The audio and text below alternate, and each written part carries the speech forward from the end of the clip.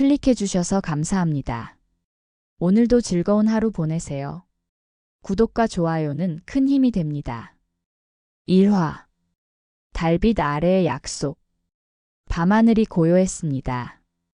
달빛이 강물 위에 길을 놓고 그 길 위로 하얀 빛이 천천히 흘러갔습니다. 그 길을 따라 한 노인이 걷고 있었습니다. 지팡이는 오래되었고 신발은 닳아 있었지요. 노인은 발걸음을 멈출 때마다 강가의 바위에 앉아 숨을 골랐습니다. 그의 손에는 작은 천 주머니가 들려 있었습니다. 주머니 안에는 낡은 비녀 하나, 그리고 이름을 잃어버린 어떤 편지 한 장이 들어 있었지요. 노인은 오늘도 다리를 건너려 합니다. 오늘은 보름. 그는 보름이면 강을 건넙니다. 늘 그랬습니다. 왜인지는 잘 기억이 나지 않습니다. 하지만 몸이 먼저 기억하고 있었습니다. 달빛이 동쪽 산마루를 넘어올 즈음 노인은 늘 강가로 나왔지요. 마치 누군가와 약속이라도 한 듯이 노인은 강가에 놓인 낮은 돌계단을 내려가 작은 나룻배 앞에 섰습니다. 배는 사람을 기다리는지 벗겨진 닷줄만 조용히 물에 잠겨 있었습니다. 아직 살아있나? 노인은 혼잣말을 했습니다. 배를 매던 사내도, 밤마다 등불을 걸어주던 처녀도 다들 어디로 갔는지 보이지 않았지요. 노인은 배를 타지 않고 다리 쪽으로 걸음을 돌렸습니다. 강 위에 낮고 긴 다리가 달빛을 받으며 은빛으로 빛나고 있었습니다. 다리 한가운데 노인은 멈춰 섰습니다. 바람이 옷자락을 스쳐 지나갑니다. 그는 난간에 손을 올리고 강 위를 내려다보았지요. 달빛이 흔들립니다. 그 흔들림 속에서 노인은 아주 오래된 이름 하나를 떠올리려 애씁니다. 아니 혀끝까지 올라오는 이름. 그러나 금세 사라지는 이름. 그는 눈을 감고 손에 쥔 천 주머니를 꼭 눌렀습니다. 주머니 속에서 비녀가 조금 움직였습니다. 차갑고도 가느다란 감촉. 그 감촉이 노인의 기억을 살짝 흔듭니다. 그날도 보름이었습니다. 여름이었고 바람은 더웠지요. 강 건너 장터에서 돌아오는 길이었습니다. 다리 입구에 그녀가 서 있었습니다. 하얀 옷을 입고 머리를 반쯤 올린 그녀. 웃을 때 눈꼬리가 살짝 접혔습니다. 그리고 그의 손에 그 비녀를 꽂아주며 말했지요. 바람 많이 부는 날에는 이걸로 내 이름을 꽉 잡아주세요. 그녀의 이름은 노인은 입술만 달싹였습니다. 그러나 이름은 나오지 않았지요. 기억 저편에서 누군가가 작은 빗자루로 문장 끝을 계속 지우고 있는 것만 같았습니다. 노인은 지팡이를 다시 잡았습니다. 다리 난간을 한번 쓰다듬고 강바람을 깊게 들이마셨습니다. 오늘은 올까? 누구를 기다리는지 그는 정확히 말할 수 없었습니다. 다만 보름이면 다리에 서야 한다는 것, 달이 강 위를 건너는 밤이면 여기에서 누군가를 마주해야 한다는 것만 몸이 기억하고 있었지요. 다리 아래쪽에서 등불이 흔들렸습니다. 나룻배 사공이었습니다. 사공은 노인의 얼굴을 아는 듯 머리를 꾸벅 숙이며 말했습니다. 또 오셨군요, 어르신. 오늘은 바람이 덜합니다. 물길도 순하니 건너시려면 지금이 좋지요. 노인은 고개를 저었습니다. 아니, 잠시만 더. 사공은 그 말을 들으면 더 묻지 않습니다. 그도 알고 있었지요. 노인은 보름마다 다리 한가운데 서서 강을 내려다보며 누구를 기다린다는 사실을. 사공은 등불을 다리 기둥에 걸어주고 조용히 물살을 살폈습니다. 그의 등불이 달빛에 더해져 다리 아래가 조금 더 밝아졌습니다. 그때였습니다. 강 위로 아주 연한 향기가 스쳤습니다. 매화 냄새 같기도 하고 젖은 흙 냄새 같기도 한 어디선가 봄이 뒤늦게 돌아와 손수건을 한번 펼친 듯한 냄새. 노인은 천천히 고개를 들었습니다. 다리 건너편 버드나무 그림자 옆에 누군가 서 있었습니다. 멀어서 얼굴은 보이지 않았지만 그는 알 수 있었습니다. 저 모습, 저 기다림의 그림자가 자신의 오랜 밤이라는 것을. 노인은 발을 때려다가 잠시 멈추었습니다. 다가가면 혹시 사라질지도 몰랐지요. 꿈처럼, 안개처럼. 그는 대신 손을 들어 조용히 흔들었습니다. 매우 천천히, 한 번, 두 번. 그러자 건너편의 그림자도 같은 속도로 손을 흔들었습니다. 거기 있구나. 노인의 속삭임은 바람 속에서 작은 돌멩이처럼 굴러 강물에 떨어졌습니다. 그는 드디어 걷기 시작했습니다. 한 발, 또 한 발. 다리의 삐걱임이 허공에 아주 낮게 선을 긋습니다. 가까워질수록 그림자는 분명해졌습니다. 그는 어느새 소녀 같지도 노인 같지도 않은 나이 없는 얼굴을 하고 있었습니다. 오랜만입니다. 그녀의 목소리는 기억 속과 같았습니다. 맑고 얇고 끝에서 조금 떨렸지요. 그러나 그 떨림이 따뜻했습니다. 노인은 대답 대신 주머니에서 비녀를 꺼냈습니다. 달빛이 비녀를 스치자 작은 물결이 튀듯 반짝였습니다. 이걸 당신이 주었지요. 노인의 목소리는 느리고 조심스러웠습니다. 바람이 많이 부는 날에는 이걸로 이름을 잡으라 했습니다. 그녀는 미소 지었습니다. 그리고 노인의 손등 위에 두 손을 조심스레 포개었습니다. 네. 그날 바람이 샜지요. 노인은 고개를 끄덕였습니다. 이름을 말하고 싶었습니다. 입술이 떨리고 가슴이 먼저 답을 아는 듯 했지요. 그러나 이름은 여전히 마지막 한 획을 앞두고 사라져버렸습니다. 그녀가 먼저 말했습니다. 괜찮아요. 오늘은 그냥 여기까지 오신 것만으로도. 노인은 웃었습니다. 그 웃음은 오래 묵은 장독처럼 안쪽에서 천천히 열렸습니다. 이름이 생각나지 않아도 그녀는 여기에 있었고 그의 손은 따뜻했습니다. 나는 매번 이 다리로 왔지요. 노인이 말했습니다. 보름이면 발이 저절로 여길 향합니다. 내가 잊은 걸 몸이 먼저 기억합니다. 그녀가 고개를 끄덕였습니다. 저도 여기서 기다리고 있었습니다. 당신이 강을 건너오든 다리 위에서 멈추든 어떤 모습으로든. 노인은 조심스레 물었습니다. 나는 그 약속을 지켰습니까? 그녀는 잠시 눈을 감았다가 천천히 떴습니다. 언제나요. 당신은 늘 지켰습니다. 다만 어느 날부터인가 당신의 이름이 당신에게서 멀어졌을 뿐. 노인의 눈가가 적어졌습니다. 그는 비녀를 쥔 손에 조금 더 힘을 주었지요. 내 이름은 아직 내 마음에 있습니까? 그녀는 노인의 손을 자신의 가슴 쪽으로 살짝 끌어당겼습니다. 그리고 말했습니다.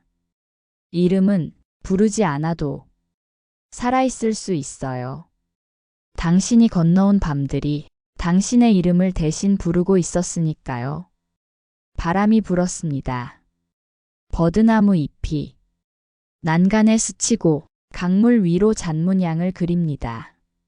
노인은 고개를 들어 달을 바라보았습니다.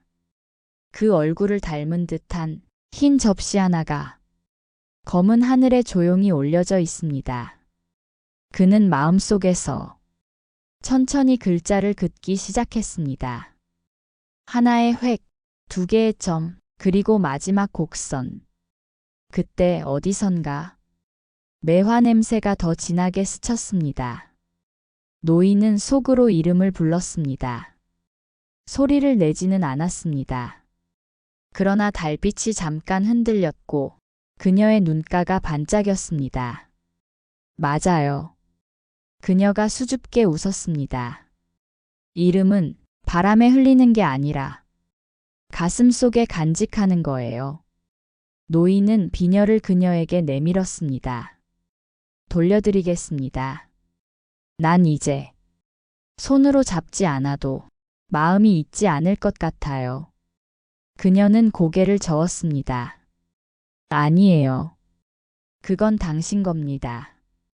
당신이 내 이름을 잡아두던 시간만큼 이제는 그 비녀가 당신의 이름을 붙잡아 줄 거예요.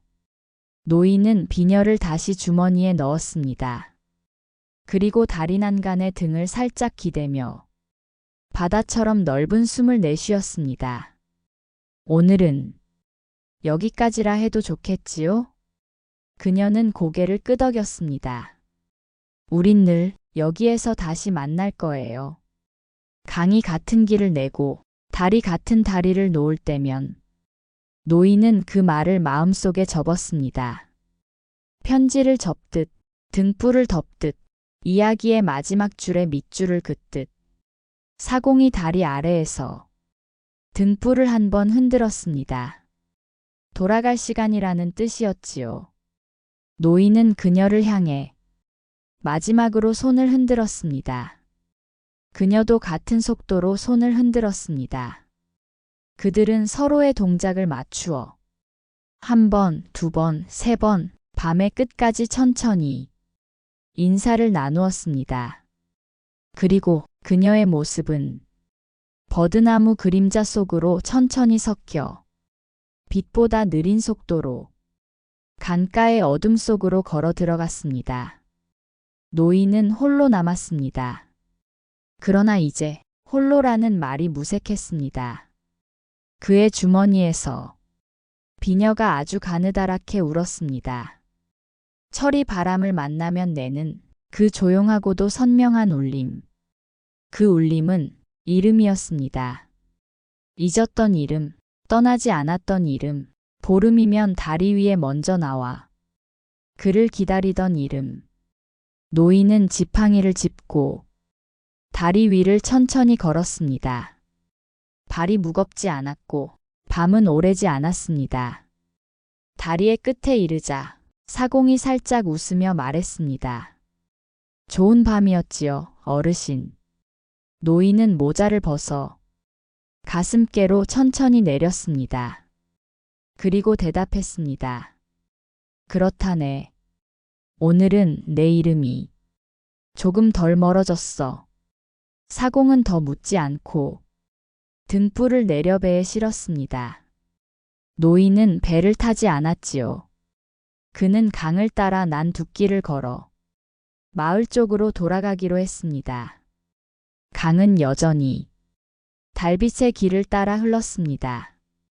흐르면서도 마치 제자리에서 고요히 쉬는 듯 보였지요. 노인은 몇 걸음마다 하늘을 올려다보았습니다. 달빛이 다시 길을 놓고 강은 그 길을 받아 안고 밤은 모든 이름을 조용히 덮었습니다. 그는 혼잣말을 했습니다. 다음 보름에도 오겠네. 그러나 그것은 약속이라기보다 자연스러운 숨결 같은 것이었습니다. 마치 내일도 해가 뜨리라는 믿음처럼, 다음 보름에도 달이 뜨리라는 믿음처럼. 노인은 고요한 집으로 돌아왔습니다. 대문을 닫고 마루에 걸터 앉아 천천히 신을 벗었습니다. 그리고 방 안의 작은 등잔에 불을 붙였습니다. 불꽃은 잠시 흔들리다가 안정된 빛을 냈습니다. 노인은 천천히, 정말 천천히 주머니에서 비녀를 꺼내 등잔불 곁에 내려놓았습니다. 그 옆에 이름 없는 편지 한 장을 또렷이 펴두었습니다. 편지에는 글자가 없었습니다. 아니, 아주 연한 흔적만 있었지요. 물에 젖었다 마른 종이에 손가락으로 눌러 쓴 듯한 잉크 없는 글씨. 그는 그 빈칸을 바라보다가 미소 지었습니다. 오늘 밤은 굳이 글자로 이름을 쓰지 않아도 될 것 같았습니다. 불빛이 벽에 작은 원을 만들었습니다. 그 원 안에서 노인의 그림자가 마치 누군가의 손을 잡고 서 있는 모양으로 천천히 길어졌다 짧아졌습니다. 노인은 누웠습니다. 눈을 감자 강물 소리가 베개처럼 머리맡을 받쳤습니다. 그리고 그 강물 위로 달빛이 한 겹 더 얹혔지요. 달빛은 조용히 말했습니다. 여기 있어요. 잊히지 않았어요. 노인은 대답하지 않았습니다. 다만 숨을 고르며 그 말을 가만히 들었습니다.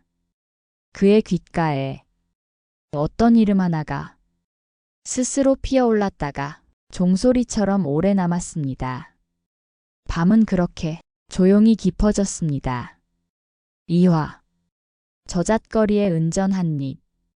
새벽의 안개가 갓 걷히자 저잣거리의 하나둘 상점의 문이 열렸습니다. 나무 간판들이 덜컹이며 흔들리고 어제 남은 먼지가 문턱에 쌓여 있었습니다. 장터는 언제나 그렇듯 시작부터 분주했습니다. 어린아이의 웃음소리, 고기 굽는 냄새, 짐승 울음과 어른의 호통이 뒤섞인 그곳. 그리고 그 한켠에 낡은 바가지를 앞에 둔 노파가 앉아 있었습니다. 노파는 눈이 거의 보이지 않았습니다. 입가에는 깊은 주름이 인맥처럼 퍼져 있었지요. 손끝도 굳어 비가지를 더듬을 때마다 손마디가 딱딱 소리를 냈습니다. 사람들은 그녀를 그냥 바구니 할멈이라 불렀습니다.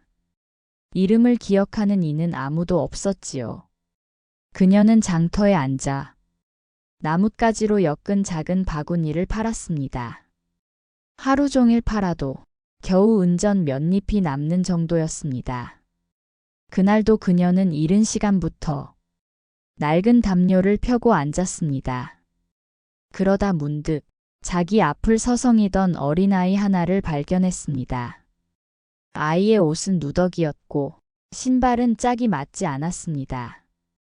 머리카락은 들풀처럼 엉켜 있었지만 눈빛만은 맑았습니다. 할머니, 이거 얼마예요? 아이는 조심스레 물었습니다. 노파는 귀를 기울이다가 손으로 더듬어 아이 쪽을 가리켰습니다. 어디 보자. 아, 바구니 말이냐? 네. 두 잎이란다. 아이는 잠시 망설이더니 손에 쥔 작은 동전 하나를 내밀었습니다. 그건 구리빛이 흐린 감나가지 않는 동전 한 잎이었습니다. 노파는 웃었습니다. 한 잎으로는 안 되지. 이건 어른 손으로도 반나절을 엮어야 하는 거란다. 아이는 고개를 숙였습니다. 그리고 바닥에 떨어진 조약돌을 하나 주워 주머니에 넣었습니다. 그때 아이의 배에서 작은 소리가 났습니다. 꾸르륵. 노파는 그 소리를 들었습니다. 그리고 아무 말 없이 바구니 하나를 아이 손에 쥐어주었습니다. 가거라. 아이가 놀라 눈을 동그랗게 떴습니다. 근데 돈은 은전 한 잎이라도 누군가에게는 하루를 살릴 수도 있지. 오늘은 내가 그 은전이 되마.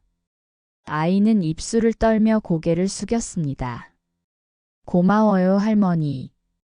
그리고 바구니를 꼭 안은 채 장터 끝으로 뛰어갔습니다. 그날 저녁, 노파는 집으로 돌아가는 길에 장터를 한 번 더 돌아보았습니다. 그늘 아래 자신이 앉았던 자리만 텅 비어 있었지요. 그녀는 손을 더듬어 자기 앞에 남은 동전을 세어봤습니다. 하나, 둘, 셋. 정확히 은전 한 입이었습니다. 오늘은 이걸로도 충분하겠구나. 그녀는 미소를 지었습니다. 그리고 은전을 손에 꼭 쥔 채 집으로 돌아왔습니다. 그녀의 집은 장터에서 조금 떨어진 언덕 위에 있었습니다. 문짝은 삐걱거렸고 지붕은 비에 젖어 무거워졌습니다. 그러나 방 한 구석에는 오래된 등잔이 하나 있었습니다. 그녀는 그 등잔을 늘 켜놓았습니다. 불빛이 약해도 그게 있으면 외롭지 않았지요. 노파는 그날 밤 은전 한 잎을 등잔 옆에 올려두었습니다. 그리고 작은 기도를 했습니다. 오늘 밥을 굶는 이가 없기를. 세월은 고요히 흘렀습니다. 장터의 얼굴도 바뀌고 가게의 이름도 바뀌었습니다. 그러나 노파의 자리는 여전히 같았습니다. 그녀는 앉아 있었습니다. 바구니를 엮으며 손끝으로 하루하루를 세어가듯이. 그러던 어느 봄날 장터에 낯선 마차 한 대가 들어왔습니다. 광택이 좋은 말 두 필이 끄는 단정한 마차였습니다. 사람들이 속삭였습니다. 저 양반 새로 부임한 고을 관리라더군. 그런데 혼자 장터에 들렀대. 뭐가 그리 궁금했을까? 마차 문이 열리고 한 남자가 내렸습니다. 곱게 다듬어진 머리, 깨끗한 도포, 그러나 표정은 단단히 굳어 있었습니다.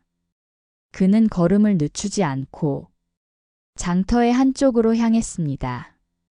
사람들은 그가 어디로 가는지 궁금해 따라붙었지요. 그의 발끝이 멈춘 곳엔 여전히 노파가 앉아 있었습니다. 남자는 잠시 노파를 바라보았습니다. 그녀의 손가락은 여전히 굳어 있었고 눈은 거의 감겨 있었습니다. 그러나 그 손끝에는 여전히 바구니가 하나 완성되어 가고 있었습니다. 남자가 천천히 다가가 그녀 앞에 무언가를 내려놓았습니다. 은전 한 입. 노파는 고개를 들었습니다. 누구시오? 남자는 대답하지 않고 그녀의 손에 따뜻한 주머니를 쥐어주었습니다. 그 안에는 은전이 가득 들어 있었습니다.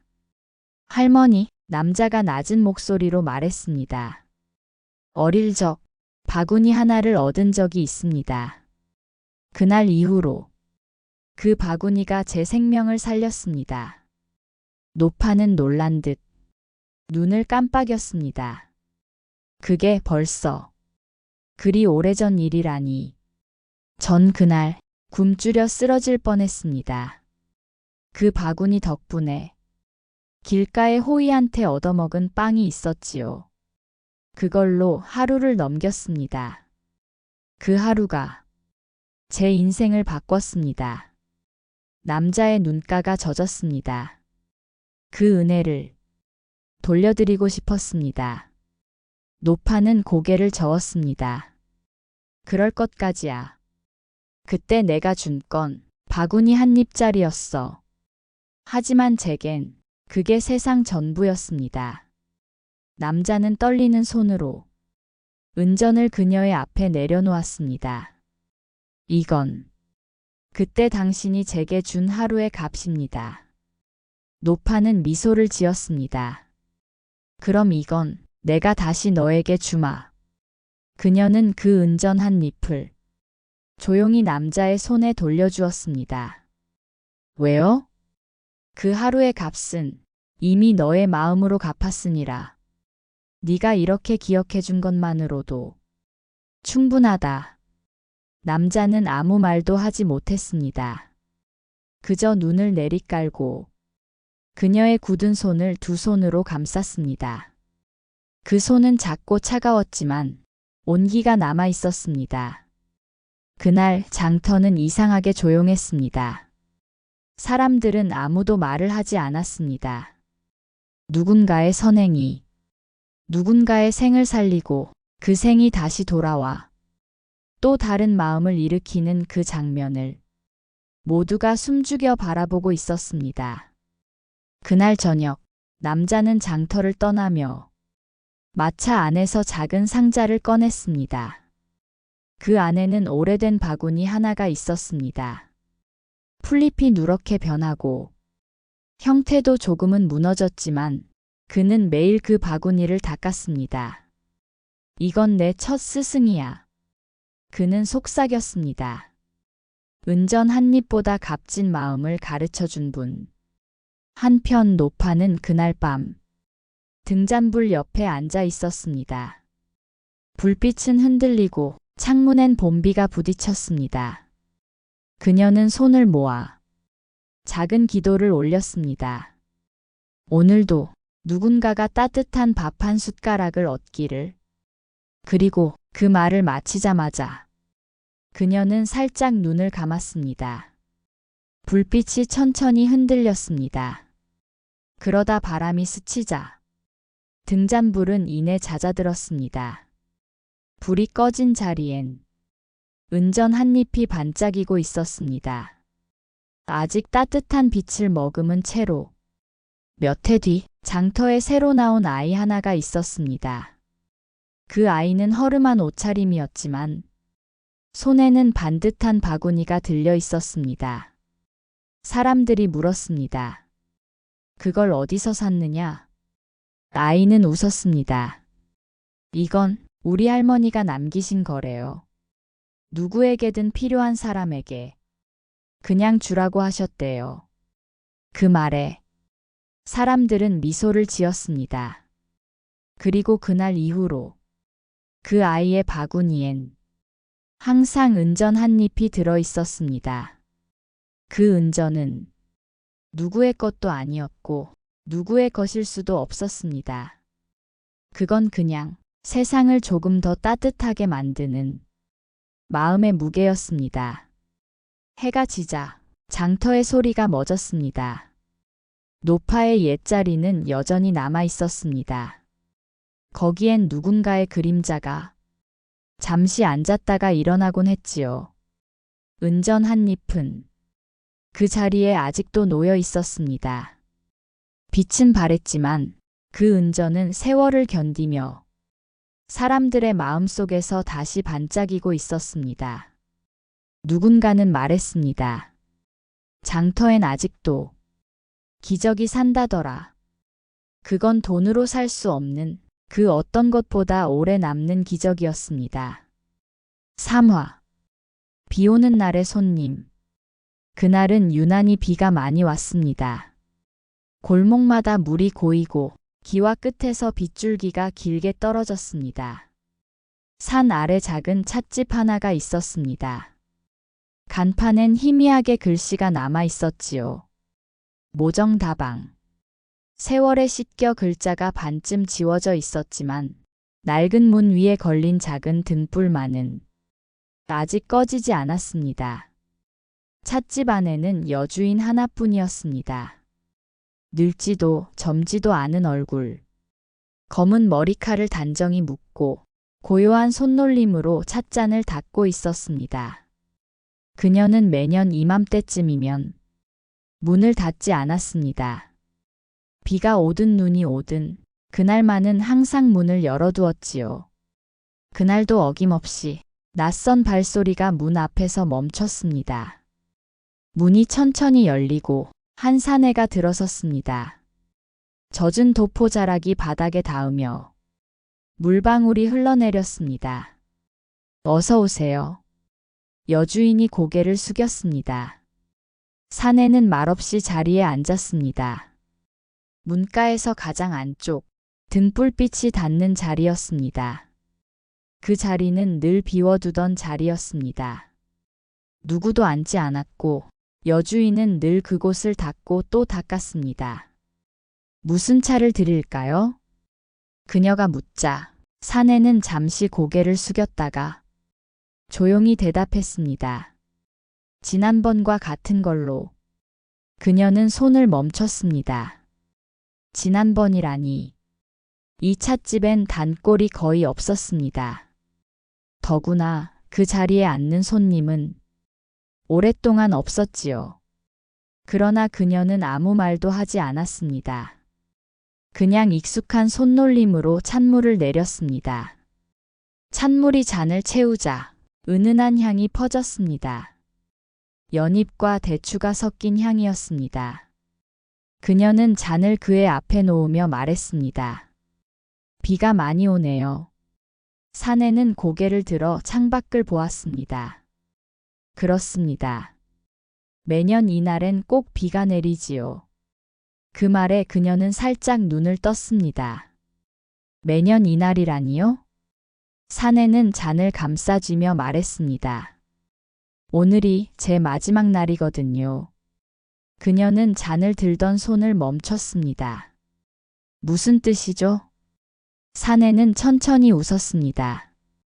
그날 여기서 이 차를 마셨습니다. 그리고 문을 나서다 강을 건너던 다리가 무너졌지요. 그 자리에서 죽었습니다. 그녀의 눈동자가 떨렸습니다. 그럼 당신은? 예. 이제는 이 세상 사람이 아니지요.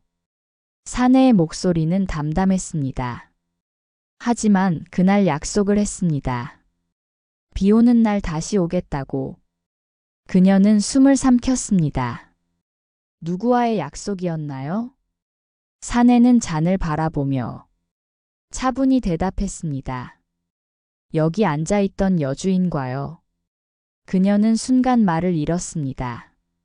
그의 얼굴을 똑바로 보았습니다. 하지만 어쩐지 낯이 익었습니다. 어디선가 본 듯한 아주 오래된 얼굴이었습니다.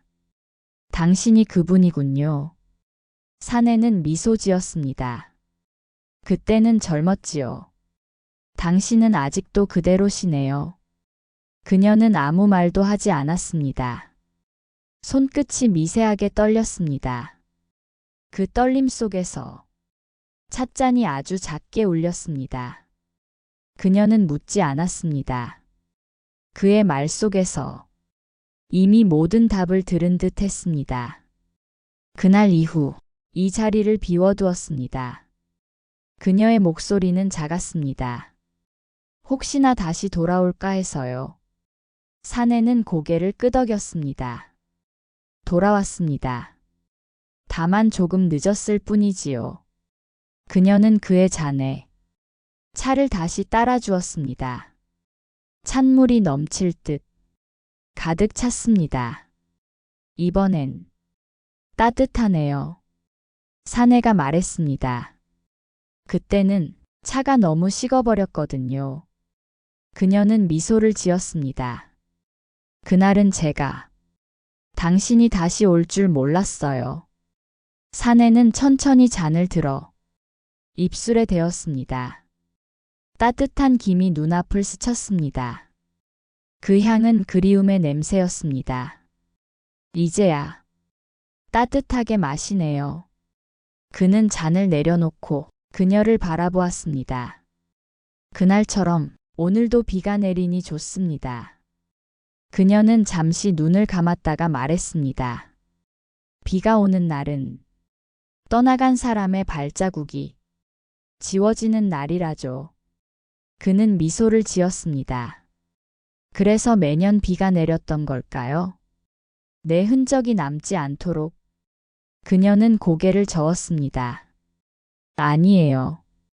비는 잊힌 이들을 위해 하늘이 흘리는 눈물이에요. 사내는 잠시 창밖을 바라보다가 손을 들어 등불을 살짝 만졌습니다. 그 불빛이 흔들렸습니다. 그녀가 놀라 말했습니다. 그건 꺼지면 안 돼요. 그는 부드럽게 웃었습니다. 이젠 괜찮습니다. 불은 꺼져도 빛은 남으니까요. 잠시 찻집 안이 어두워졌습니다. 그러나 그녀는 이상하게도 두렵지 않았습니다.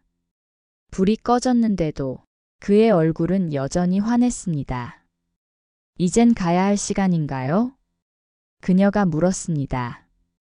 그는 고개를 끄덕였습니다. 예. 하지만 이 비가 그칠 때까진 조금 더 머물고 싶습니다. 그녀는 조용히 자리에서 일어나 찻잔을 하나 더 꺼냈습니다. 그리고 자신 앞에 놓았습니다. 그럼 이번엔 같이 마셔요. 그는 그 말에 눈을 감았습니다. 고맙습니다. 그날 밤 찻집에는 두 잔의 김이 피어올랐습니다. 그리고 두 잔의 그림자가 서로 마주보며 앉아 있었습니다. 비는 조용히 내리고 시간은 천천히 흐르고 등불은 꺼졌지만 그들의 모습은 빛 속에 남았습니다. 이튿날 아침 마을 사람들이 찻집을 지나가다 문이 열려 있는 걸 보았습니다. 안에는 아무도 없었습니다. 그저 식은 찻잔 2개와 그 사이에 놓인 편지 1장. 그 위엔 이렇게 적혀 있었습니다. 비 오는 날엔 다시 오겠습니다.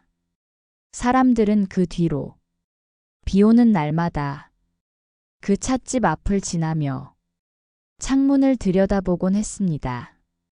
그러면 꼭 등불 하나가 다시 켜져 있었다고 했습니다. 누군가가 돌아온 듯 혹은 떠난 이가 잠시 앉아갔던 듯 그 불빛은 어느새 사람들의 이야기 속에 남았습니다. 누군가를 기다리는 이들은 그 찻집으로 향했습니다. 그리고 차 한 잔을 마시며 조용히 중얼거렸지요. 혹시 오늘 그분이 올지도 모르니까. 사화. 잊힌 이름의 묘비. 산골마을 북쪽 언덕에는 오래된 묘역이 하나 있었습니다. 그 묘들은 세월에 닳아 이름이 거의 사라졌고 비문은 이끼에 덮여 있었습니다. 마을 사람들은 해마다 청명이 되면 그곳을 한 번씩 쓸고 갔습니다.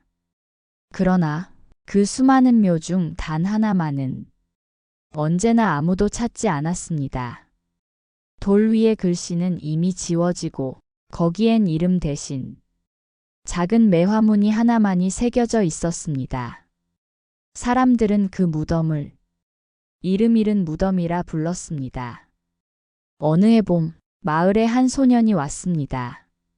낯선 얼굴이었고 짙은 회색 옷을 입고 있었습니다. 그는 아무에게도 이유를 말하지 않았습니다. 다만 매일 저녁마다 그 묘역으로 올라갔습니다.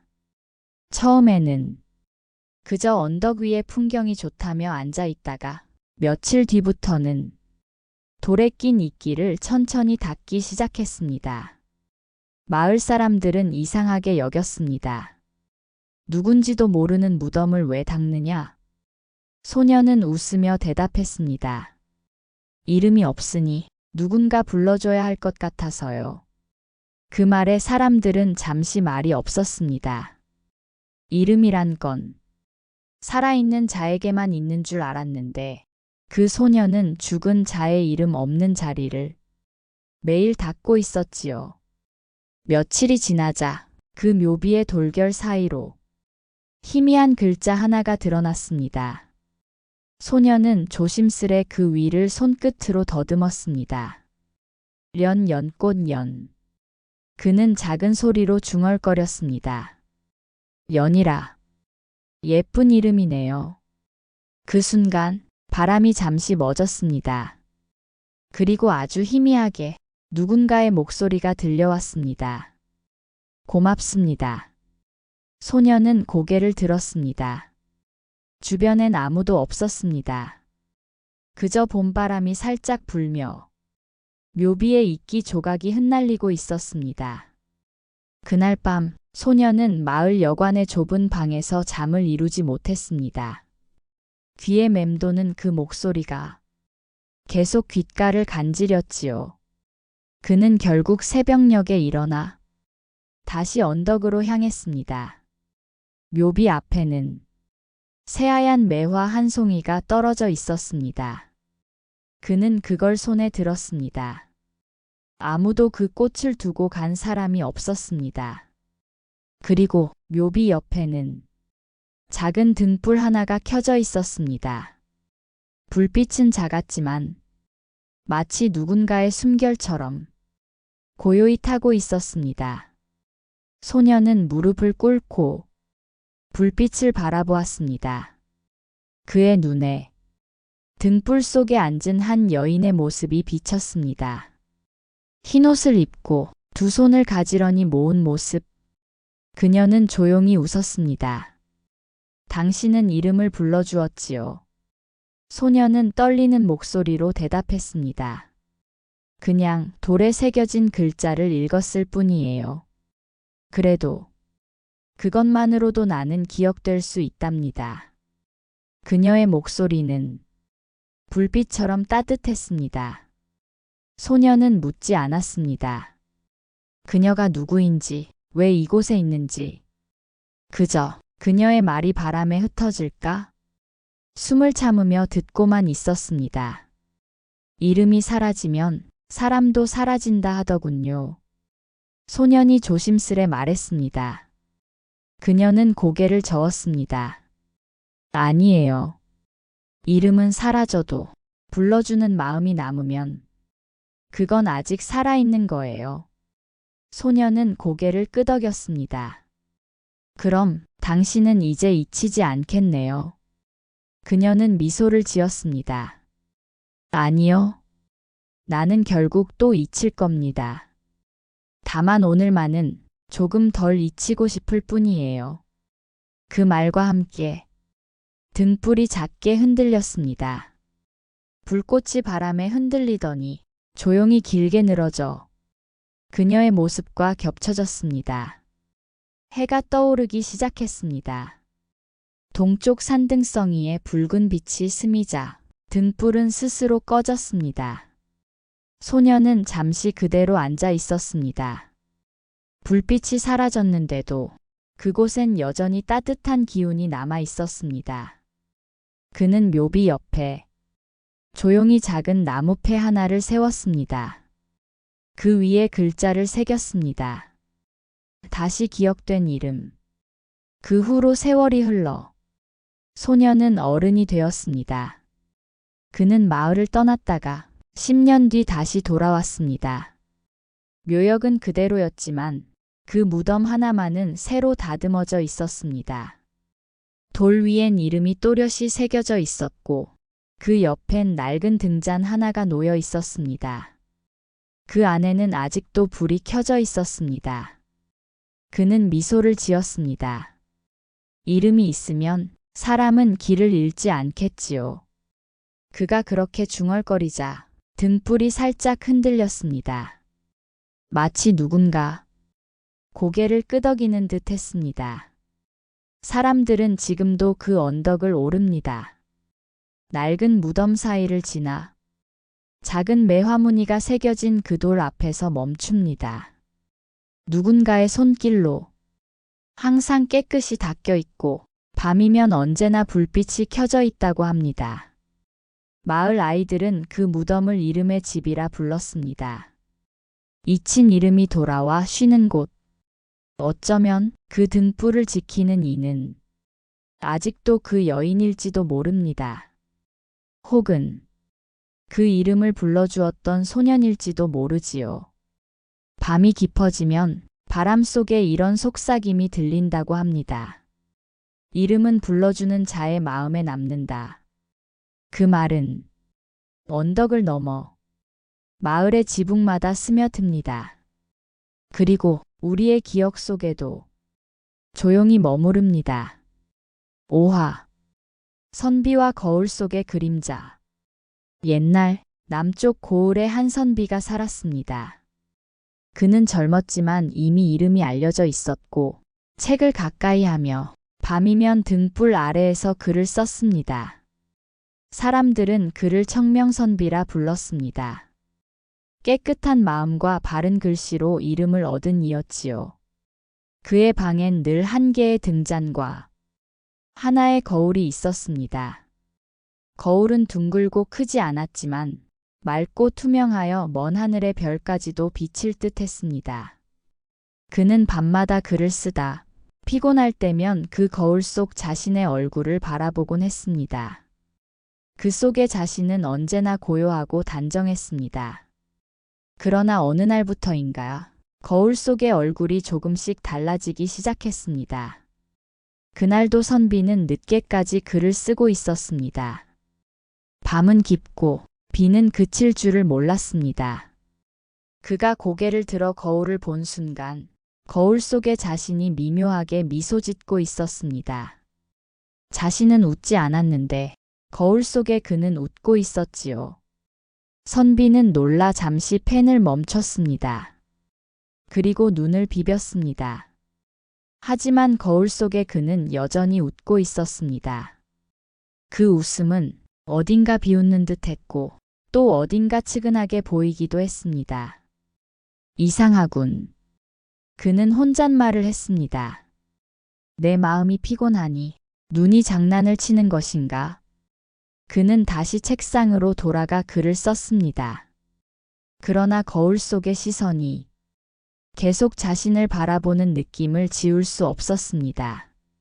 밤이 깊어가고 등불의 불꽃이 작게 흔들렸습니다. 그때 거울 속의 그림자가 조용히 입을 열었습니다. 그대는 누구를 위해 쓰고 있는가? 선비는 놀라 고개를 들었습니다. 거울 속의 입술이 움직이고 있었습니다. 그러나 아무런 소리도 들리지 않았습니다. 그의 귀에는 오직 비소리만이 가득했습니다. 내가 미친 건가?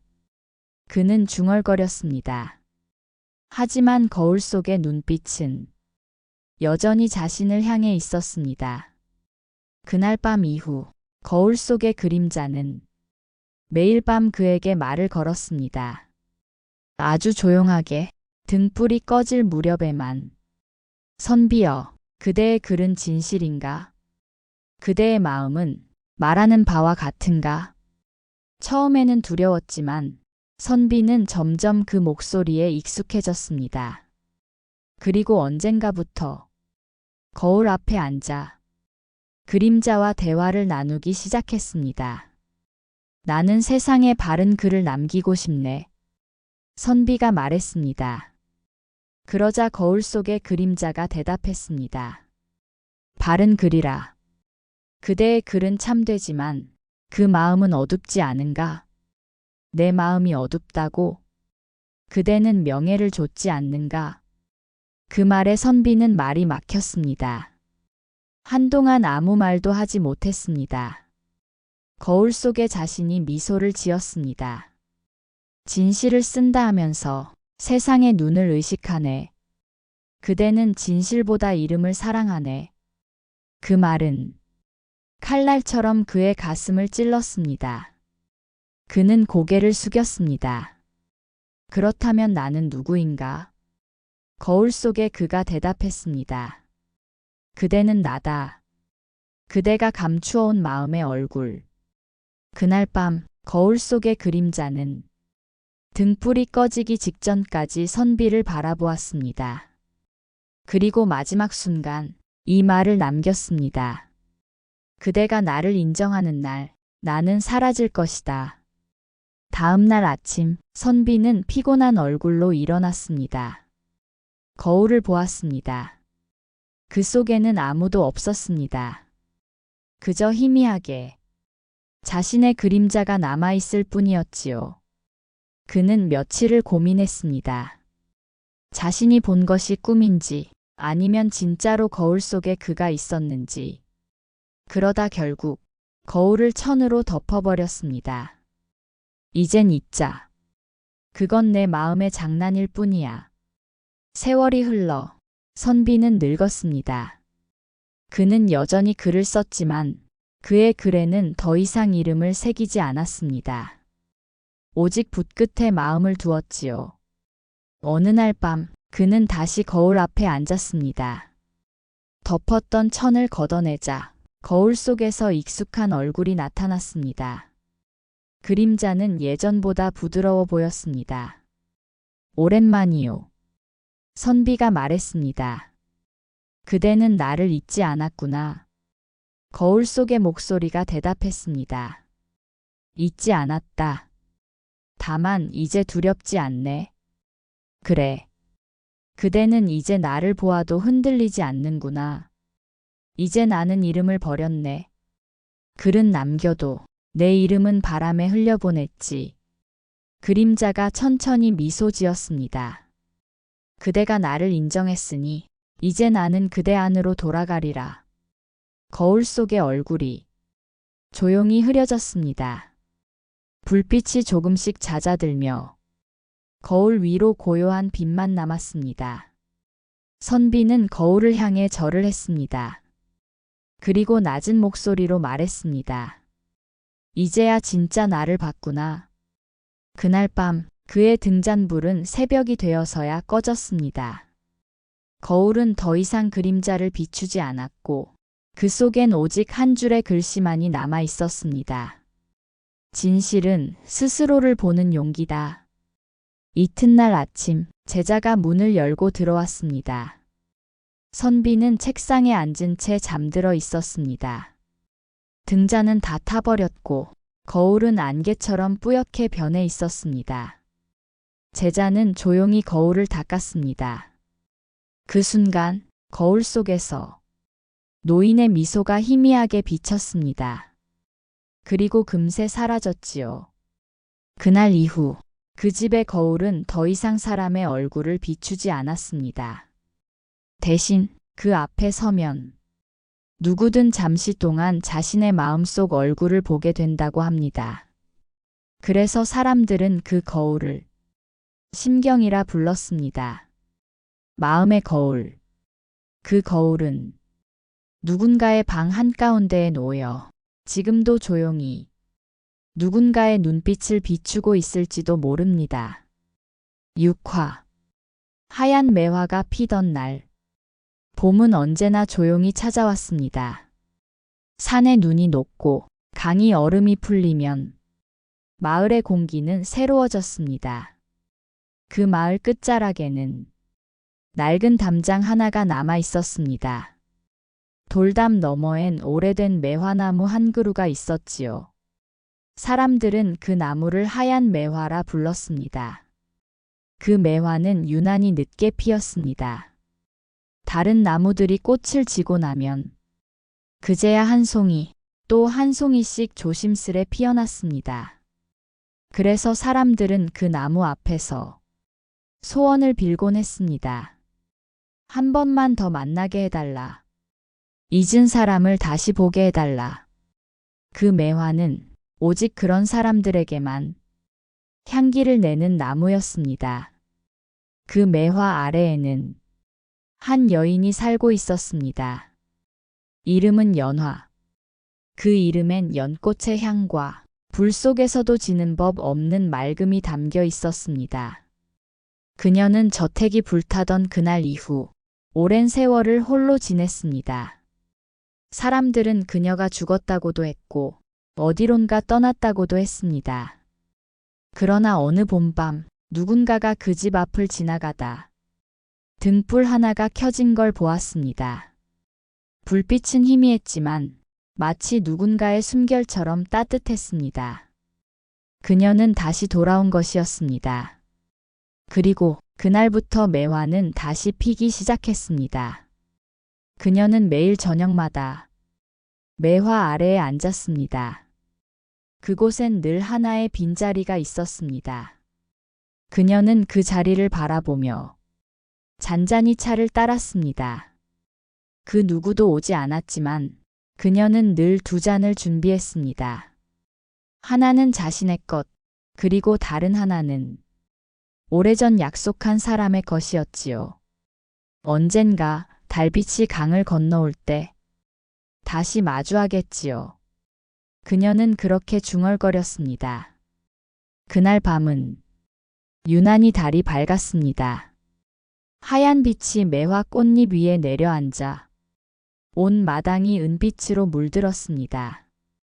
그녀는 등불을 들고 매화 아래로 걸어갔습니다. 꽃잎이 바람에 흩날리며 그녀의 어깨에 내려앉았습니다.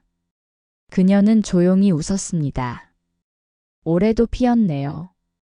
그때였습니다. 바람이 한번 불더니 등불의 불꽃이 작게 흔들렸습니다. 그리고 그 빛 속에 누군가의 그림자가 서 있었습니다.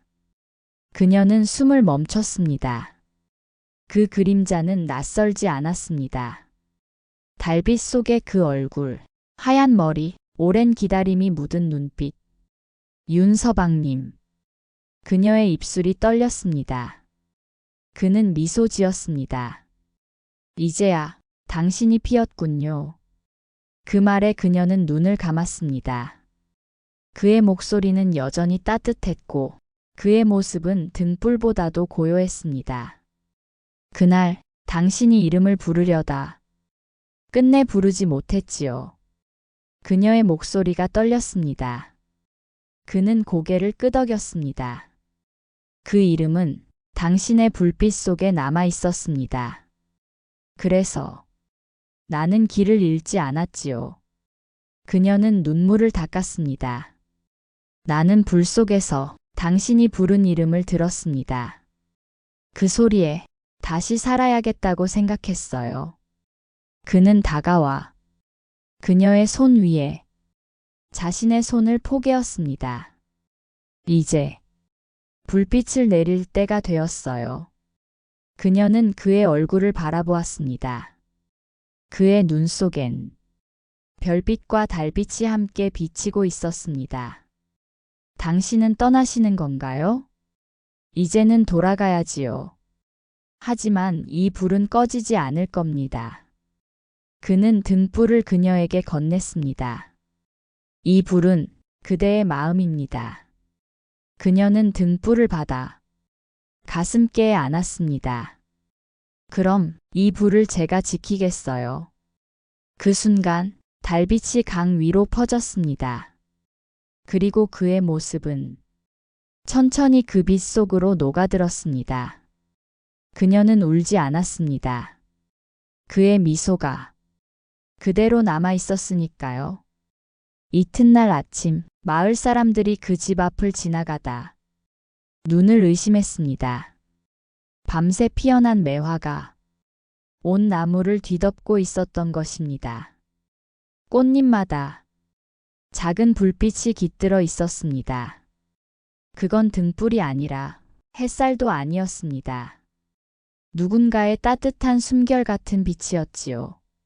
사람들은 말했습니다. 저 매화는 사람의 이름을 품고 핀다더라. 잊히지 않은 사랑이 그 향으로 피어난다더라. 그 후로도 그 집의 매화는 매년 봄마다 피었습니다. 꽃잎은 흰빛으로 빛났고 밤에는 등불처럼 반짝였습니다. 누군가가 그 나무 아래서 그리운 사람의 이름을 부르면 꽃잎이 한 송이 떨어져 그 사람의 어깨 위에 내려앉았다고 합니다. 사람들은 그걸 매화의 대답이라 불렀습니다. 지금도 어느 봄밤 달빛이 강을 건너오면 그 나무 아래에서 흰 옷을 입은 여인이 등불을 들고 서 있다고 합니다. 그녀는 조용히 누군가의 이름을 속삭입니다. 오늘도 잊지 않았습니다. 그 목소리가 바람에 섞여 들려오면 꽃잎이 하나 떨어져 하늘을 향해 피어오릅니다. 그건 아마도 기억이 다시 꽃이 되는 순간일 것입니다. 7화. 밤의 끝에서. 밤은 조용했습니다. 세상 모든 불빛이 잠든 시간, 단 하나의 등불만이 남아 있었습니다. 그 불빛 앞에는 늙은 남자가 앉아 있었습니다. 그의 옆엔 낡은 노트와 다 다른 붓 하나가 놓여 있었지요. 그는 그 붓을 들고 천천히 글을 쓰고 있었습니다. 먹물은 거의 마르고 있었지만 그의 손끝은 여전히 부드럽게 움직였습니다. 달빛 아래 한 노인이 강을 건넜다. 그가 써내려가는 글은 마치 이미 오래전에 있었던 이야기 같았습니다. 그러나 그의 눈에는 그 모든 장면이 살아 있었습니다. 그의 곁에는 옛날의 등불, 저잣거리의 은전, 매월이의 붉은 비녀, 찻잔 2개, 묘비 위의 등불, 그리고 작은 거울 하나가 조용히 놓여 있었습니다. 그것들은 모두 그의 이야기 속에서 태어나 이 방까지 함께 온 기억들이었습니다. 그는 손끝으로 거울을 닦았습니다. 거울 속엔 자신의 얼굴이 보이지 않았습니다. 대신 달빛 아래 걷는 노인, 은전을 내밀던 노파, 등불을 지키던 하녀, 비오는 날의 손님, 묘비를 닦던 소년, 거울 속의 선비, 그리고 매화 아래의 여인이 조용히 미소 짓고 있었습니다. 그는 눈을 감았습니다. 그리고 아주 작게 속삭였습니다. 이제 너희는 모두 돌아왔구나. 그는 붓을 내려놓고 등불을 바라보았습니다. 불빛이 흔들리며 방 안을 은은하게 비췄습니다. 그는 속삭이듯 말했습니다. 나는 오래전부터 이야기를 써왔지. 사람들이 잊은 이름들을, 잊은 마음들을 다시 불러내기 위해서. 그의 목소리는 떨렸지만 조용히 웃고 있었습니다. 이야기란 건 사람의 두 번째 생이야. 이름이 지워져도, 불빛이 꺼져도 이야기가 남으면 그 마음은 다시 살아난단다. 그는 천천히 일어나 창문을 열었습니다.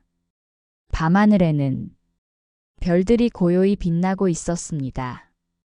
달빛이 방 안으로 들어와 노트 위를 비췄습니다. 그 빛 위로 매화 꽃잎 하나가 어디선가 날아와 내려앉았습니다. 그는 그 꽃잎을 손에 들었습니다. 그리고 조용히 웃었습니다. 이제 이야기의 끝이로구나. 그는 마지막 문장을 써내려갔습니다. 밤의 끝에는 다시 새벽이 온다. 그의 손에서 붓이 떨어졌습니다. 불빛이 꺼지고 방 안은 어둠에 잠겼습니다. 그러나 이상하게도 그 어둠은 차갑지 않았습니다. 그 어둠 속에서 누군가의 목소리가 들려왔습니다. 불은 꺼져도 이야기는 남아요. 그리고 그 말과 함께 작은 등불이 다시 켜졌습니다. 그 불빛 속엔 이전의 모든 인물들이 서 있었습니다. 노인과 여인, 하녀와 선비, 아이와 손님, 그리고 매화. 그들은 모두 미소 짓고 있었습니다. 그 불빛은 천천히 커지더니 하늘로 올라갔습니다. 그 빛이 별이 되어 밤하늘 가득 흩어졌습니다.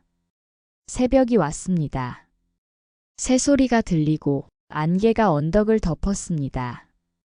사람들은 다음 날 아침 그 방 안에서 노인이 잠든 채 앉아 있는 걸 보았습니다. 등불은 꺼져 있었지만 그의 노트는 아직 따뜻했습니다. 노트의 마지막 장에는 이 문장이 또렷이 남아 있었습니다. 이야기는 곧 사람의 빛이다. 그날 이후 그 집의 창가에는 매화가 한 송이 피어 있었습니다. 그 꽃잎 위엔 아직도 등불의 잔열이 남아 있었지요.